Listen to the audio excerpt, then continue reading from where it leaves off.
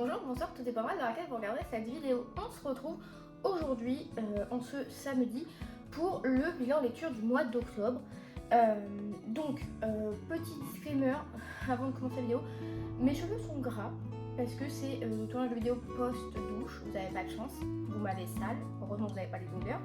Mais du coup j'ai mis un sérum, donc ça pose le temps que je tourne la vidéo. Aujourd'hui, alors je vous avais présenté une palle un petit peu Halloween mood, spooky, fantôme, policier, tout ça, qui représentait, je dirais, une quinzaine de livres, je ne sais plus exactement. Je dois dire que j'ai respecté totalement la pile à lire que je m'étais fixée, parce que j'ai lu ni plus ni moins. J'ai vraiment lu le nombre total de livres que je vous avais présenté, j'en ai pas rajouté parce que le dernier, je l'ai fini ce matin, tout fraîchement, parce que j'ai la fin de ma semaine qui est un peu décousue, donc il fallait que je m'organise pour tourner aujourd'hui mercredi, donc j'aurais eu le temps de lire un autre livre si j'avais pu tourner vendredi, mais comme c'est pas possible, on va pas trop se challenger, c'est pas grave, ça fera plus de livres en novembre. Commençons tout de suite, du coup, avec les livres que je joue dans le cadre du projet Shazam.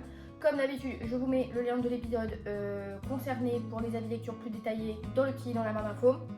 Il s'agit donc des lectures de l'épisode 10, qui est le dernier concernant des avis lecture détaillé, parce que la prochaine vidéo ce sera le bilan final.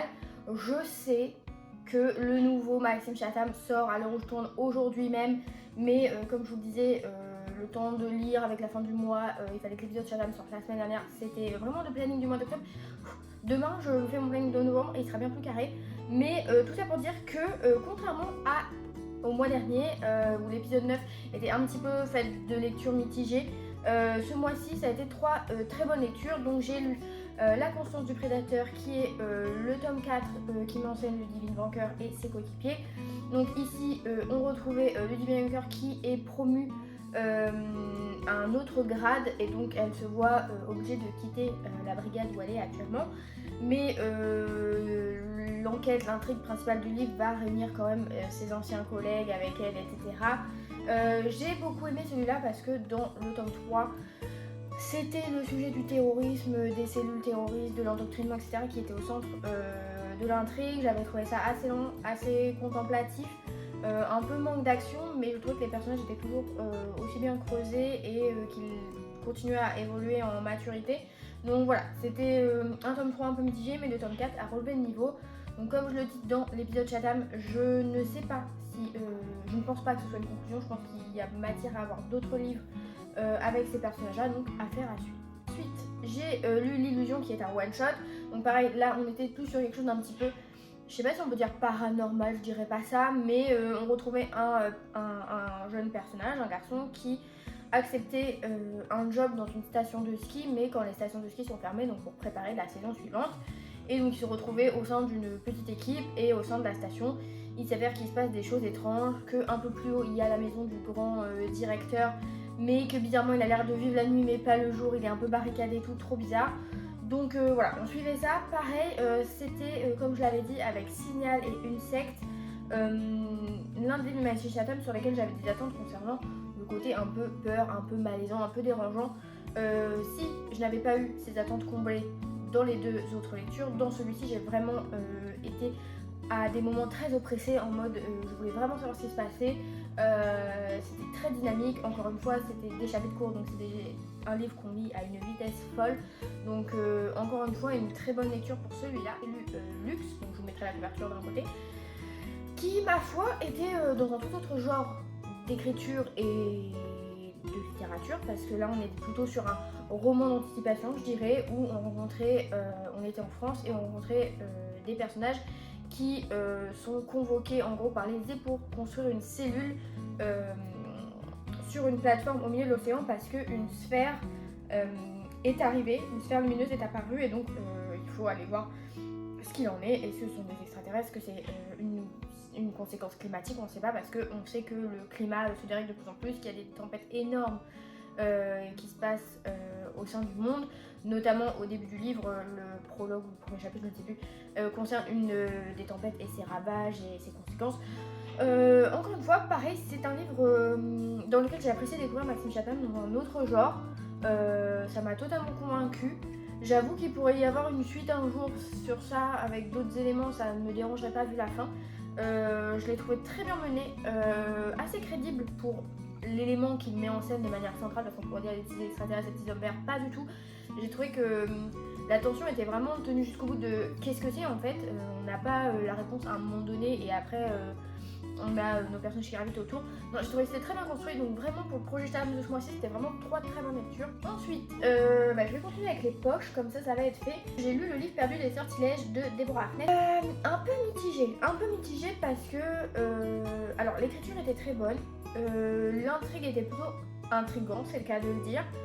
Mais comme vous voyez, l'épaisseur du livre, j'ai trouvé ça assez long, parfois assez lent. J'attendais des événements qui ne se sont pas forcément déroulés, qui ne sont pas forcément peut-être passés comme je l'attendais. Certains personnages n'étaient pas très attachants, donc je suis un peu déçue de ne pas avoir aimé parce que je m'attendais vraiment à beaucoup aimer. Je n'ai pas vu la série, donc je ne sais pas si la série vaut le détour par rapport à ce livre-là, mais je suis un peu déçue. Je suis un peu déçue parce que oui, je pensais vraiment beaucoup l'aimer. Après, peut-être que c'est le côté un peu Dark Academia qui m'a un peu fait grincer des dents. Mais en tout cas, pour l'atmosphère et l'ambiance de la période, il collait totalement. Donc si c'est votre truc sur les sorcières, comme là, on retrouvait du coup une jeune femme qui fait partie d'une lignée de sorcières, sauf qu'elle veut pas du tout prendre en compte son héritage, enfin, elle a autre chose à faire, elle veut vivre une vie un peu normale. Et dans le cadre de ses études, elle va tomber sur un livre qui va un peu tout bouleverser, qui va mettre au centre les créatures un peu surnaturelles et tout.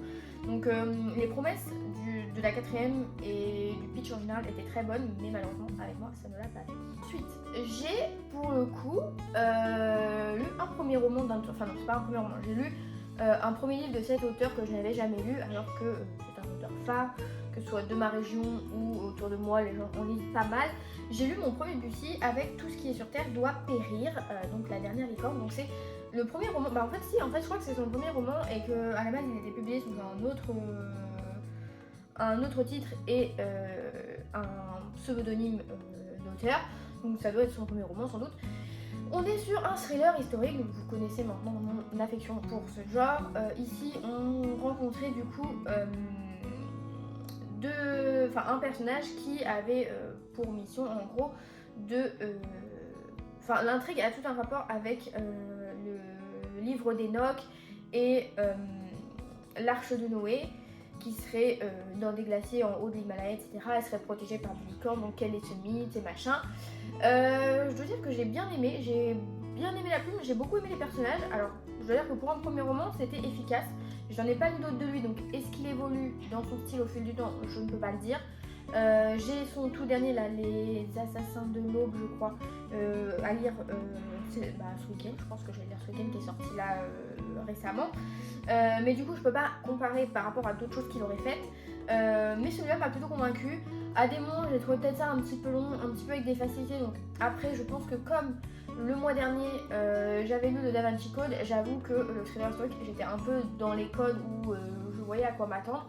Après, il y a eu des retournements de situation auxquels je ne m'attendais pas, donc j'ai quand même été surprise de bout en bout. Il y a des choses qui étaient plutôt bien menées. J'avais peur que ce soit plan-plan et un peu vieillot, et en fait non, c'était assez dynamique et assez moderne, donc pour le coup, très convaincue. Donc j'espère que ma deuxième lecture de cet auteur sera tout aussi bien. Je vais avoir, en fait, mon palmarès, ça va être, je vais avoir lu son tout premier qui avait été édité sous un autre nom et son tout dernier qui est sorti il y a 2 semaines. Et enfin, celle que j'ai terminée ce matin et qui est donc la dernière en poche, j'ai lu le tome 1 des Ferrailleurs, donc le château, donc c'est de Édouard Carré, donc malheureusement, donc je l'avais dans ma palle depuis des années, et puis dans les dernières vidéos de Lilia, de la chaîne Direct Lilia, elle en a parlé 1 ou 2 fois, et je me suis dit, là, de toute façon, avec la période et tout, c'est le moment de relancer la machine, on retente, c'est parti. Je dois dire que je suis mitigée, mais je pense parce que je ne suis pas friande de ce genre d'univers. C'est quelque chose de très barré, de très un peu glauque, un peu poisseux, plusieurs fois quand j'ai lu ça m'a un peu fait penser à Blackwater de McDowell, mais alors attention, Blackwater c'est quand même très haut dans la littérature à mon sens. Là on est un peu en dessous, mais pour vous situer c'est un peu ce truc là, un peu à la Tim Burton où on a des personnages qui sont pas du tout faits pour être du sex appeal, on n'est pas là pour ça, c'est vraiment tout autour de la personnalité, des caractères. En gros, ici on rencontrait donc la famille des Ferrailleurs, voilà, ils s'appellent Ferrailleurs, et ils habitent en gros au fond d'une décharge, et c'est une très grande famille, et la particularité c'est que à leur naissance ils reçoivent tous un objet qui sera l'objet de leur vie, en gros comme un peu un totem, un talisman, et parmi cette famille il y a Claude, et Claude il a un don, c'est qu'il entend les objets. Donc par exemple lui, son objet il a une personnalité, il a un nom, etc. Et au début de l'histoire en fait on suit la disparition d'une poignée de porte d'une des tantes qui du coup c'est son objet, et donc Claude va essayer un peu de voir s'il entend cet objet parler, qui est à l'origine de ça, est-ce qu'elle l'a juste paumé, est-ce que quelqu'un l'a volé, on ne sait pas. Et en parallèle on a aussi une partie du récit qui est par une jeune orpheline que l'un des patriarches de la famille Ferrailleur va chercher dans un orphelinat et amène au domicile pour qu'elle fasse des tâches un peu entre guillemets ingrates, mais voilà, les reléguer à un certain stade. Et voilà, tout va s'imbriquer. Je crois que c'est une trilogie. J'ai pas les autres tomes pour l'instant. Je sais pas si je continuerai, j'avoue. J'ai pas été assez emballée peut-être pour apprécier. Si vous aimez des trucs un petit peu décalés, un petit peu dérangeants, un petit peu poisseux, un petit peu voilà, où c'est pas tout noir, pas tout blanc, tout le monde est un peu gris, tout le monde est un peu tout est un peu sans dessus-dessous. Ça pourrait vous plaire. Alors, maintenant on va passer aux suites de séries que j'ai lues. Donc le deuxième tome de Fourth Wing, donc Iron Flame, de Rebecca Yarros, qu'on ne présente plus. Donc Fourth Wing, c'était du coup une histoire d'école d'art militaire, enfin en gros sorcière à l'américaine quoi, à la fantasy. Où voilà, des élèves passaient des épreuves pour devenir dragonnier, et en fait il s'avère que surprise, il y a un moment une menace, et que en fait ceux qui prétendent être sympas ne le sont peut-être pas, et qu'il y a peut-être des secrets, des conflits politiques, etc. J'avais apprécié le premier tome en comprenant la hype qui pouvait y avoir autour, mais c'était pas transcendant. Ça ne m'avait pas révolutionné non plus. La romance était tirée par les cheveux et grotesque, excusez-moi du peu, mais le mec il peut pas la piffrer, il faut qu'il la tue absolument, et puis à un moment il lui roule une pelle et puis ça y est, il pourrait donner sa vie pour elle alors qu'il y a 2 pages il pouvait pas la piffrer. Les scènes de fesses étaient un petit peu malaisantes, enfin bref. La révélation finale du tome 1 était à mon sens très prévisible, je l'avais vu venir dès que la chose avait été plus ou moins expliquée à un moment donné, enfin dans les 100 premières pages à peine, 50 même, peut-être même 25 pages. C'était pas fou. En plus j'avais écouté en audio et l'audio était à mon sens nul, parce que la narratrice, en fait, on est à un point de vue du personnage principal de Violette, donc on est en première personne, et en fait dans l'audio, la nana qui raconte, elle donnait une personnalité à Violette dans ses pensées quand on était dans sa tête qui était vraiment très cool, et à partir du moment où Violette ouvrait la bouche, elle devenait une néniche. Donc ça enlevait toute crédibilité au personnage qui est censé être hyper badass. Ce que j'ai fait du coup, c'est ne pas reproduire cette erreur. J'ai lu le livre de A à Z en papier, et je dois dire que j'ai préféré ce tome. Alors les chapitres sont extrêmement longs à des moments, donc il se passe plein de choses, mais on a l'impression qu'on n'arrive jamais. J'avais l'impression de lire 50 pages et que j'en avais lu 0. J'avais l'impression de ne pas avancer, alors que pourtant je lisais vraiment avec entrain. J'aimais beaucoup ce que j'ai, je trouvais qu'il se passait plein de choses. Je n'avais pas trouvé qu'il y avait tant de longueur que ça dans l'enchaînement des événements. Mais voilà, donc j'ai préféré celui-ci. Je trouve qu'il est très bon. Je trouve que les personnages qui sont amenés, qui prennent de plus en plus de place sont cool. Pas forcément que les personnages principaux, mais aussi les secondaires. Les intrigues sont pour moi bien creusées. J'ai bien aimé certaines révélations auxquelles je ne m'attendais pas pour le coup. En revanche, la romance est toujours un peu plan-plan. C'est bon, à un moment donné, il suffirait de communiquer. Vraiment, je sais pas pourquoi les auteurs s'acharnent à faire ça, mais la base d'une relation, que ce soit amitié ou amoureuse, c'est de communiquer. Donc c'est sûr que si tu communiques pas, ça peut pas aller. Enfin bref. Du coup, très bonne lecture. Après, j'avoue que il était annoncé je ne sais plus combien de tomes, plus de 6. Je vois pas tout ce qu'elle va pouvoir faire avec ça, mais je suis curieuse de lire la suite et je la lirai avec entrain. Ensuite, une autre suite de série, pareil, et pas des moindres, j'ai lu le tome 5 de la saga d'Oren, donc Gold, et c'est un pavé extrêmement long aussi. J'avais, concernant le tome 4, donc c'était Glow, eu un sentiment un peu mitigé parce que je l'avais trouvé bon, efficace, mais avec des longueurs. Chose qu'ici j'avais un peu peur parce qu'on était à peu près sur le même nombre de pages. Il s'avère que, agréablement surprise, même si comme avec Iron Flame j'avais l'impression des fois de lire énormément et quand j'allais mettre mon marque-page, j'avais l'impression de ne pas avoir avancé, mais je l'ai trouvé bien plus efficace que le tome 4. J'ai trouvé qu'il reprenait un nouveau souffle qui a fonctionné avec moi. J'ai bien aimé Oren dans celui-ci. J'ai trouvé que pareil, elle continue à s'affirmer et que contrairement à certains des fois protagonistes féminins qui sont un peu bêtes et qui n'en font qu'à leur tête parce qu'elles se veulent badass mais en fait elles sont juste têtues et pas réfléchies, et j'ai trouvé que là ces décisions étaient sensées, etc. Au contraire, le Love Interest, je dis pas son nom parce que comme il y a des trucs tout autour de ça dans les premiers tomes, si vous l'avez pas lu je veux pas spoiler, mais le Love Interest j'ai trouvé un peu chiant parfois. En fait c'était un peu, il m'a fait penser un peu à, je sais plus lequel, je crois que c'est dans le Cours des Tempêtes ou dans Le Sang et la Cendre, où des fois la nana elle commence à être intéressante, à avoir un potentiel et le mec devient bébête, un peu fadasse.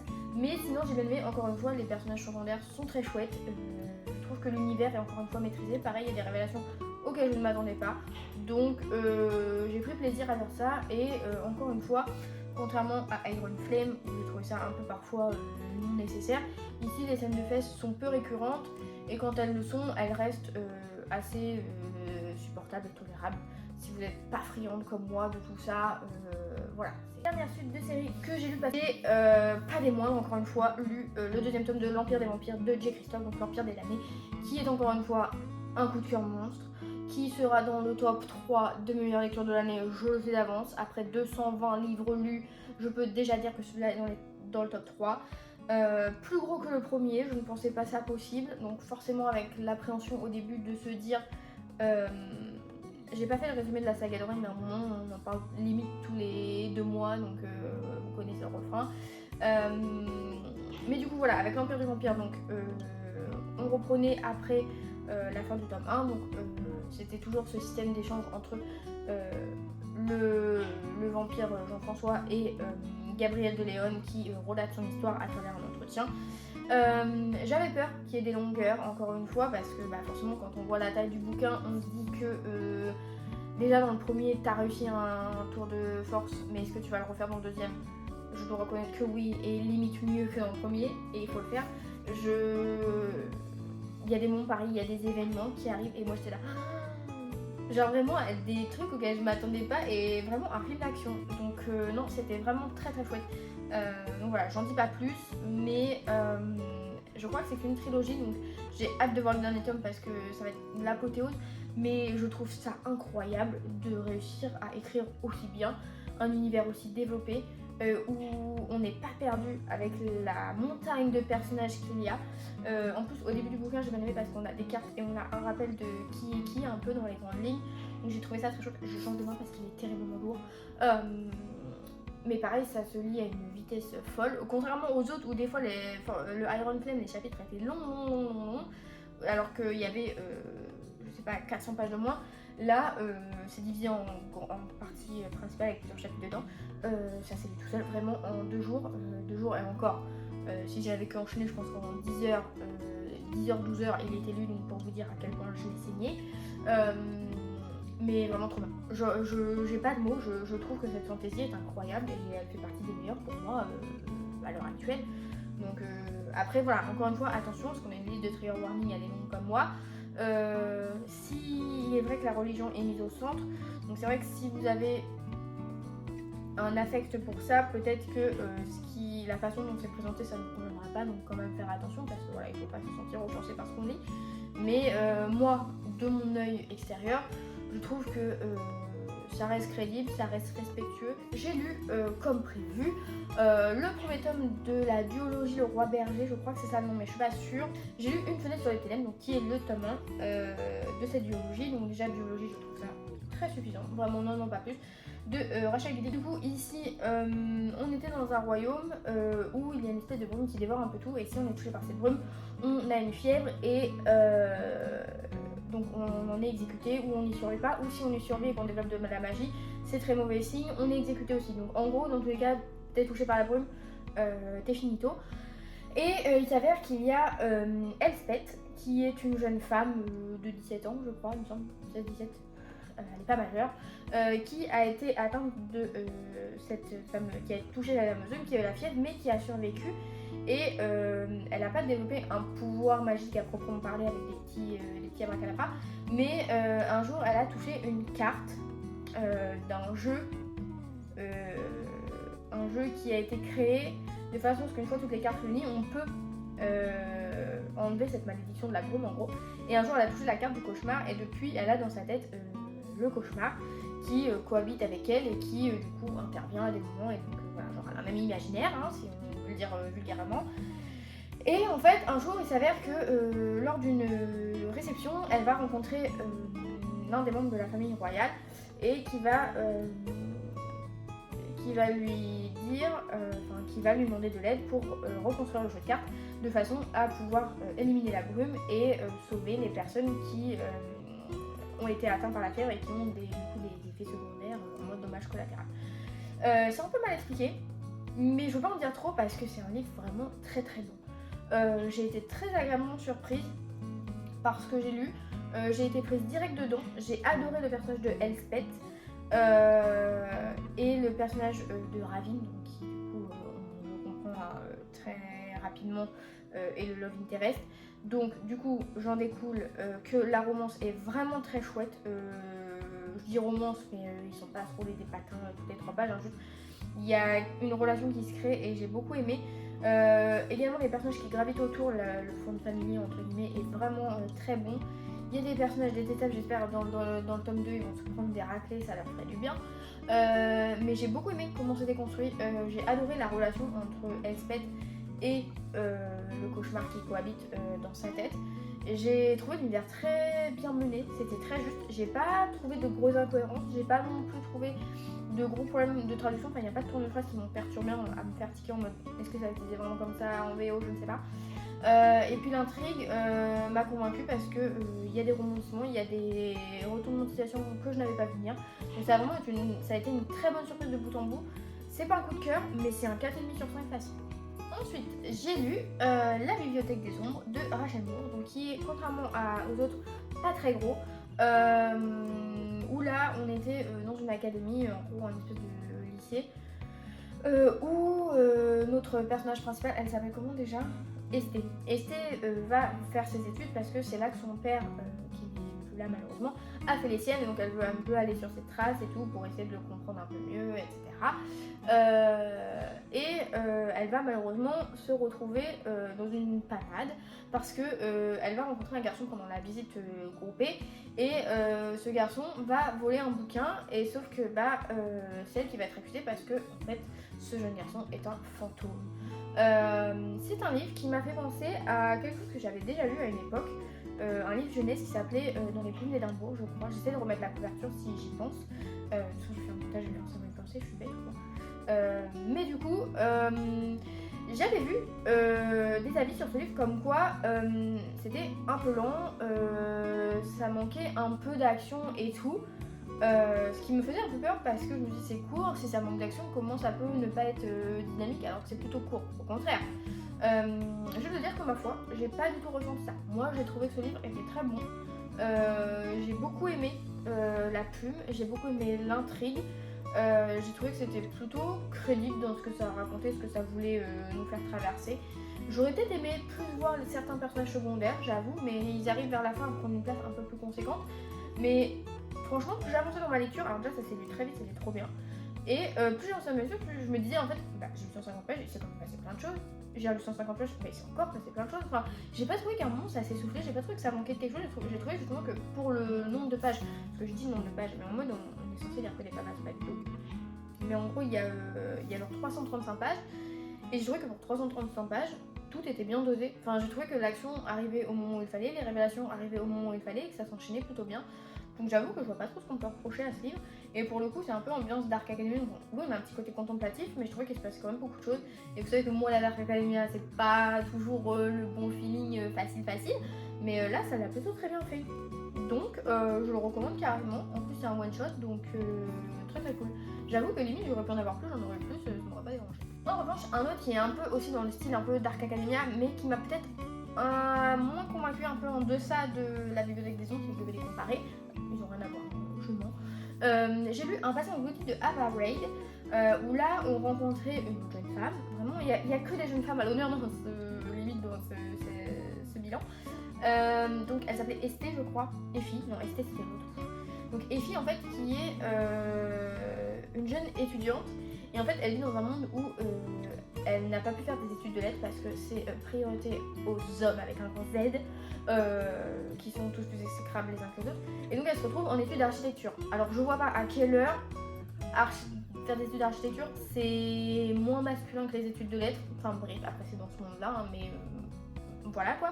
Elle a une petite appétence, une petite affinité avec tout ce qui touche au monde du petit peuple, donc tout ce qui est les fées, etc.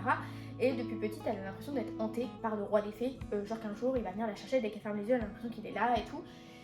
Et il s'avère qu'à un moment, elle va avoir l'occasion de participer à un concours pour être prise sur un projet, entre guillemets, d'architecture, pour rénover et faire en sorte d'aider sur un projet concernant un personnage qui est un auteur et qui s'avère être auteur de son livre préféré concernant le petit peuple. Et donc elle va réussir à être sélectionnée, son projet va être retenu pour ça.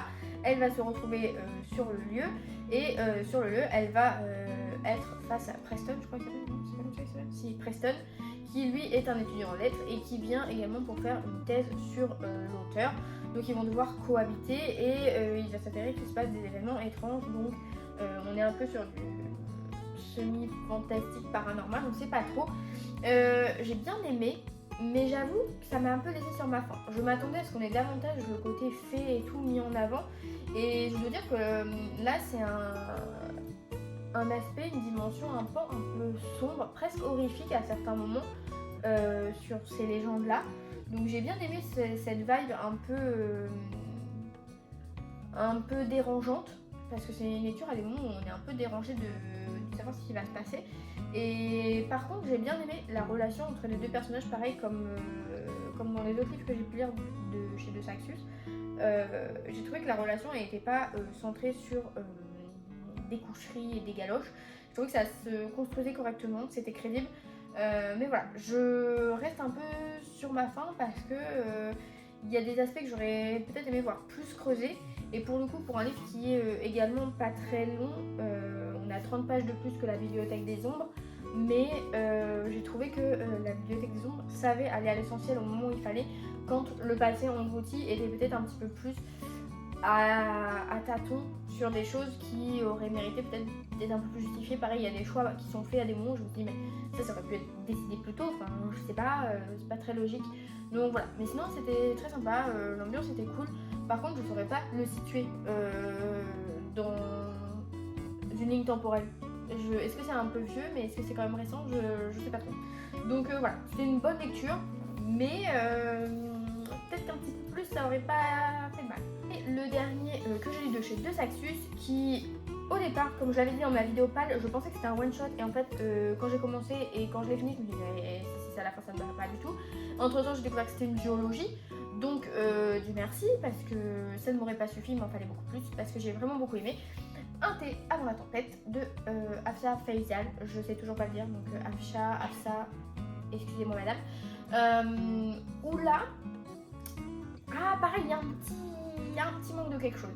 Ici on rencontrait une jeune femme qui tient un salon de thé, mais qui a une particularité, c'est que à la nuit tombée, à la fermeture du salon de thé, il prend une autre petite direction, parce qu'il devient plus salon de thé pour les vampires qui sont des personnages à part entière du livre et de l'univers, et c'est normal, enfin les gens sont au courant, il n'y a pas de souci sur ça.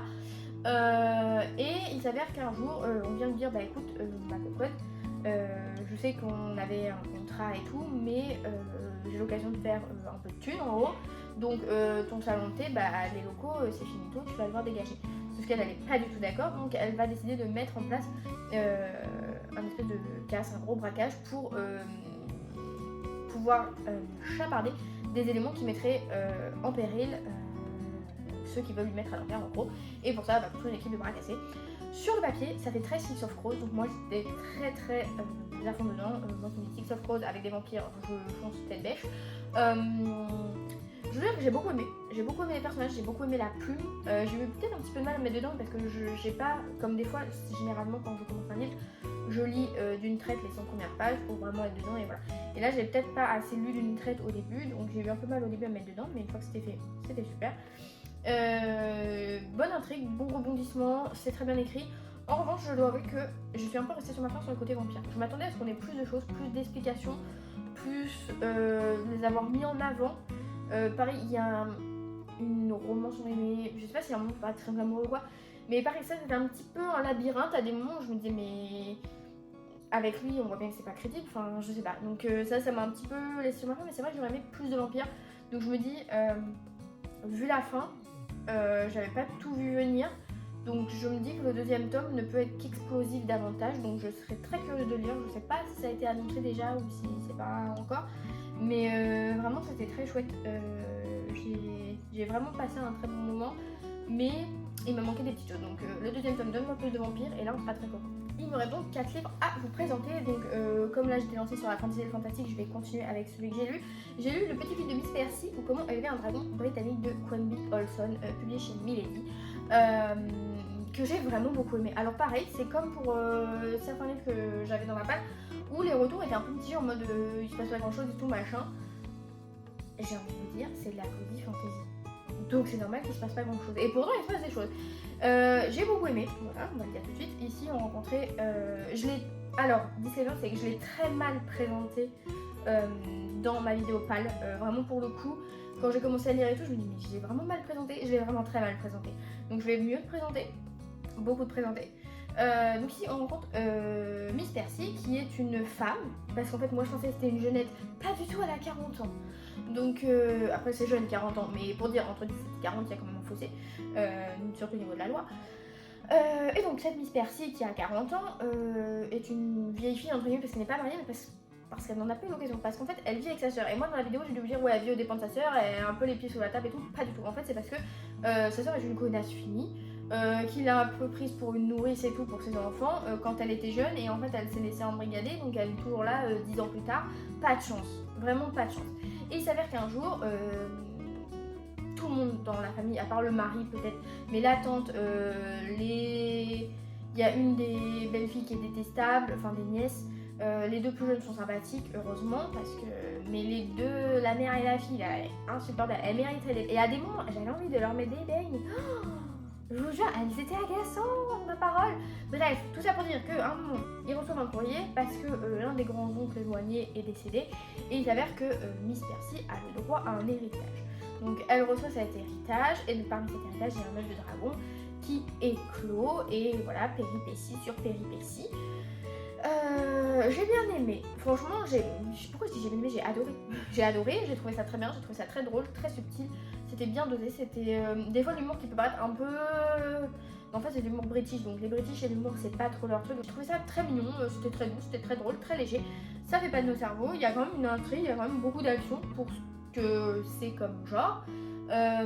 Pareil, il y a un vilain entre guillemets qui est exécrable aussi. Ah vraiment, oh, je veux dire, il y en a, j'aurais pu leur mettre des beignes. Alors désolée, je suis pas pour la violence, mais il y en a, ils le méritent. Hein.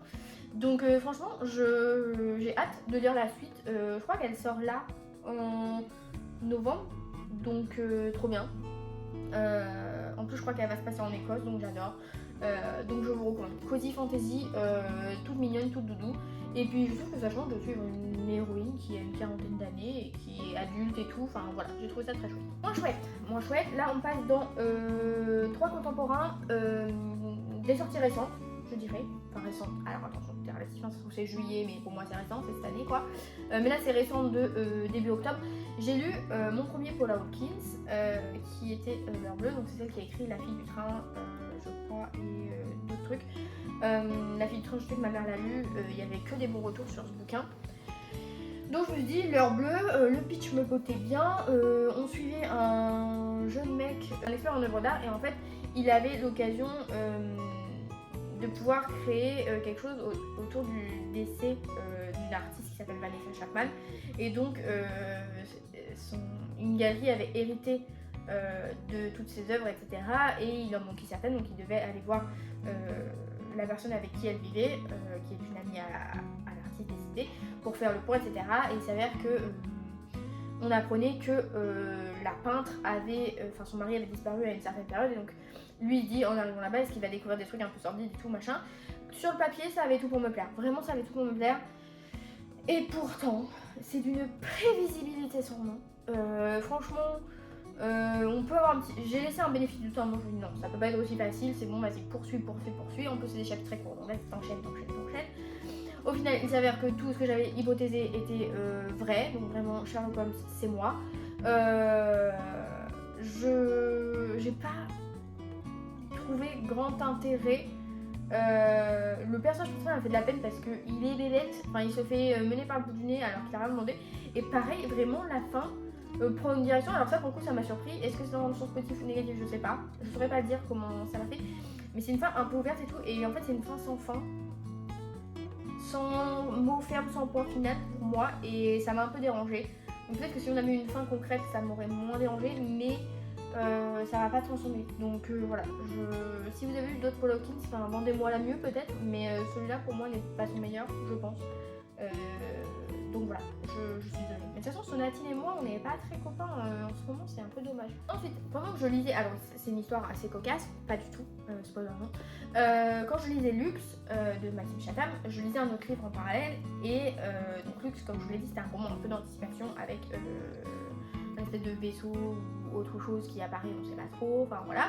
Un peu bientôt la fin du monde, on sait pas trop.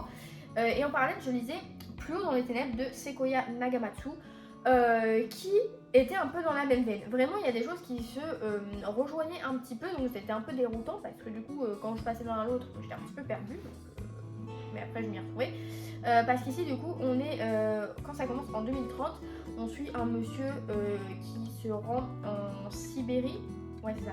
Qui se rend en Sibérie sur un lieu de fouille archéologique où, suite au décès de sa fille, pour poursuivre un peu ce qu'elle avait entrepris pour prouver ce qu'elle avait découvert. Et il s'avère qu'elle avait découvert un corps qui date d'il y a perpète, de l'époque, et qui renfermait un virus un peu bizarre. Sauf que le site était mis en quarantaine parce qu'on savait pas trop ce que donnait ce virus. Et il s'avère qu'au chapitre suivant, on a une ellipse et qu'on est en mode fin du monde parce que le virus a tout ravagé. C'est une espèce de peste qui décime tout le monde, on sait pas trop. Tes organes ils deviennent d'autres organes, enfin je veux dire ton foie il peut devenir un rein, on sait pas trop, il n'y a pas trop d'explications. Et j'ai trouvé que le format du livre était très particulier parce que on suit un personnage et puis après on va passer à totalement autre chose dans des années plus tard. Et des fois on va pouvoir faire des liens avec d'autres personnages parce qu'en fait tout est lié. Et j'ai trouvé ça décousu, mais pourtant avec un fil conducteur, c'était très étrange. Et pourtant j'ai apprécié ce que j'ai lu. Ce côté fin du monde et puis est-ce qu'on ne devrait pas essayer d'aller conquérir d'autres planètes, on sait pas. Et puis en fait si tu pars conquérir d'autres planètes, ça se trouve en fait ça va mieux sur Terre mais toi t'es pas au courant parce que t'es à perpète. Enfin, j'ai trouvé que c'était à la fois c'est pas rocambolesque mais c'était pas grandiose dans le sens waouh, mais dans le sens trop bizarre. Genre je veux dire, il y a quand même un parc d'attractions pour euthanasier ses enfants. Genre tes parents t'amènent ton gamin, tu donnes une petite somme, ils le mettent dans un manège et à la fin du manège il est mort. Donc bien sûr il faut qu'il soit malade. Mais donc c'est un parc, ils appellent ça un parc euthanasiste, enfin un truc chelou. Et puis après on a des hôtels de mort. Donc en fait quand t'es mort, tu es incinéré et ton urne elle peut reposer dans une chambre d'hôtel. Toi tu payes la chambre d'hôtel, elle reste à l'hôtel et t'as des gens qui s'en occupent. Trop bizarre, non vraiment trop bizarre. Mais il y a vraiment des choses loufoques. Et pourtant ça m'a plu, j'ai trouvé que c'était quand même assez ingénieux, donc déroutant, mais plutôt pas mal. Et le dernier qui a été une agréable surprise, donc pareil comme je vous l'avais dit dans ma vidéo pâle, il n'était pas du tout prévu d'être acheté incessamment tout peu, mais en allant à Easy Cash, il s'avère que je l'ai vu à un prix plus que raisonnable par rapport à ce qu'il valait réellement. Donc je me dis je le tente et puis de toute façon voilà, ça me plaît pas, on verra bien. J'ai lu du coup Les secrets de la villa Freyberg. pareil, que j'ai un peu mal présenté dans la vidéo pâle, je vous avoue. Donc je vais faire mieux, sinon je peux pas faire pire, parce que maintenant je l'ai lu. Donc là on est sur quelque chose avec double temporalité, donc on va être de nos jours et puis en 1943, donc au moment de pendant la Seconde Guerre mondiale. Donc de nos jours on rencontre Bess, qui est une jeune architecte qui est missionnée pour retaper, enfin réaménager, refaire la Villa Freiberg par sa propriétaire. Sauf qu'un jour elles ont un conflit d'intérêts et elles se disent bon bah notre entente, ça ne fonctionne pas, donc chacun prend son chemin différent, je trouverai une autre architecte, aller sur d'autres projets, pas de soucis. Et il s'avère que la propriétaire décède, et quand elle décède, le notaire il vient toquer, toc toc toc, Bess, vous êtes héritière de la maison, et la dernière volonté c'est que vous en fassiez un musée. Donc là elle se dit attendez, pourquoi je devrais en faire un musée, enfin, qu'est-ce qui justifierait qu'on en fasse un musée? C'est juste parce qu'elle a été dans la guerre mondiale? Bref. Donc elle dit ok, son fils avec qui elle vit, il lui dit bah lance-toi, enfin ok vas-y. Donc elle se lance là-dedans avec d'autres personnages et tout. Et en parallèle on a du coup des alternances où en 1943 on suit deux orphelins, donc un frère et une sœur, Emma et Benjamin, qui sont suite à la disparition de leur père, contexte de guerre, pas de dessin, qui lui s'est raconté était que un de ses amis récupère ses enfants pour s'en occuper jusqu'à ce que ce soit possible pour leur éviter les orphelinats, etc. Donc ils sont récupérés par cet ami qui s'avère être un général du côté allemand. Alors on est en Italie, mais du coup ils se battent pour les Allemands. Voilà, c'est ça que je ne savais pas et que j'avais mal compris et que j'ai mal dit dans la vidéo pâle. Mais voilà, donc du coup ils sont un peu conquérus, bref, ils sont envahis. Donc ils se battent pour les Allemands. Et en fait, la particularité c'est qu'on vit dès qu'on a les deux premiers chapitres, donc je vais pas spoiler. Donc on voit que l'une des enfants de cette famille italienne, mais côté allemand, est l'ancienne propriétaire de la villa Freiberg. Donc voilà, on la suit enfant. Et donc on la suit avec ses deux nouveaux enfants dans sa famille. Et la particularité c'est que Benjamin, le frère d'Emma, le petit garçon, ne parle pas. Il dessine beaucoup et tout, il parle pas, on comprend qu'il doit avoir un handicap, mais bon à l'époque il n'y a pas de terme et tout. Et un jour il disparaît. Donc là c'est un peu l'hécatombe, en mode bah comment ça se fait, enfin un peu partir à sa recherche et tout. Et du coup on comprend vite avec les alternances que du coup Bess à notre époque va se retrouver à devoir mener un peu l'enquête et que peut-être il y a des explications et qu'elle va comprendre ce pourquoi on lui a confié cette mission. Et je veux dire que waouh, j'ai pris une claque mon gars. Ça paye pas de mine, hein. Ça paye pas de mine comme bouquin, ça se lit tout seul. C'est pas magistral, mais alors qu'est-ce que ça m'a fait du mal. Vraiment quand on comprend, on comprend vite de toute façon que pourquoi Benjamin disparaît. Au moment où ça se passe, moi je pensais pas du tout à ça.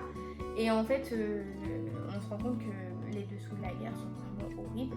Que ce soit pour les femmes, celles qui étaient... On l'avait vu dans un Chatham, qui avait des centres où on venait engrosser entre guillemets des femmes pour qu'elles mettent tout le monde et puis après on s'en débarrassait.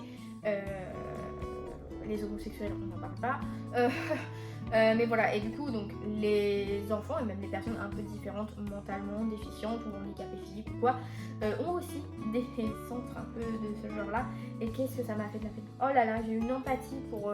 c'est rare que je ressens autant d'émotions profondes pour des bouquins. Adoré suivre ce périple, ça m'a pris au trip, j'étais vraiment à fond dedans, je voulais savoir ce qui était advenu des enfants à l'époque, ce qui advenait de Bess dans ce qu'elle allait découvrir et tout, et comment tout allait réussir à se lier. Je trouvais que c'était très bien fait, très bien mené, la plume est très poignante. On sent qu'il y a eu un travail de recherche et tout, donc savoir que ça a été réel c'est toujours difficile à accepter parce que on a toujours conscience de notre point de vue de 2024, mais c'était vraiment très chouette. On n'est pas du tout, il n'y a pas énormément, il n'y a pas de récit, il n'y a pas de partie sur la guerre à proprement parler, c'est vraiment le côté secret, quête qui est au centre du truc. Mais j'ai trouvé que c'était justement dosé, c'était vraiment très percutant. Donc voilà, si jamais ça peut vous dire, je vous le recommande à 200%. Et bien voilà, sur cette dernière lecture, je dois dire que je sais pas combien de temps va durer cette date, j'espère moins de 40 minutes, pitié. Mais là ça va parce que du coup, comme on arrive au monde fatidique, j'ai donc lu tous ces livres. J'ai entre temps fait le point avec ma pile à lire. J'ai rajouté ceux qui s'étaient rajoutés parce qu'il y a eu des sorties qui sont arrivées en précommande, donc je les ai comptés, bien sûr, on ne triche pas. Ma pile à lire est donc à 15 livres, je crois, oui, 15 livres. Il me reste 15 livres dans ma palle. C'est miraculeux, vraiment, quand on va faire le bilan de l'année prochaine, ça va être fantastique. Donc il me reste 15 livres, sachant que il y en a 3, c'est des tomes 3. Donc ces 3-là, je les considère dans ma palle, mais pas dans ma palle. Voilà. Donc ce qui nous fait 12 officiels. Vraiment, j'ai l'impression on est à incroyable talent, vraiment, on élimine les gens. Donc 12 officiels, sachant que dans les 12, il y en a 2 que je pense garder pour décembre. Donc ce qui me fait pour novembre 10 livres. Sachant que j'aimerais en lire 3 là d'ici la fin de semaine. Je me dis franchement, bientôt j'arrive à la librairie, j'ai plus de palle. Et là les gars, ça va être un vlog. Je sais pas, je ne m'avance pas. Mais du coup voilà, en gros donc 15 livres, 10 livres, 12 livres, bref, une quinzaine. J'espère que vous, votre mois d'octobre, vos lectures ont été très sympas. Si elles ont été un peu spooky et tout. Je n'ai plus rien à dire. Salut. Non mais voilà, du coup n'hésitez pas à me dire en commentaire s'il y en a certains que vous avez lu, vos ressentis sur ces livres là, s'il y en a qui vous tentent et peut-être je vous ai convaincu, on ne sait pas. Puis écoutez, voilà, un petit j'aime, un petit abonnement. Vous pouvez vous abonner aussi sur Bookstagram, sur Twitch, et puis stop s'auto-promouvoir. Je vous souhaite de belles lectures et je vous dis à la prochaine. Salut.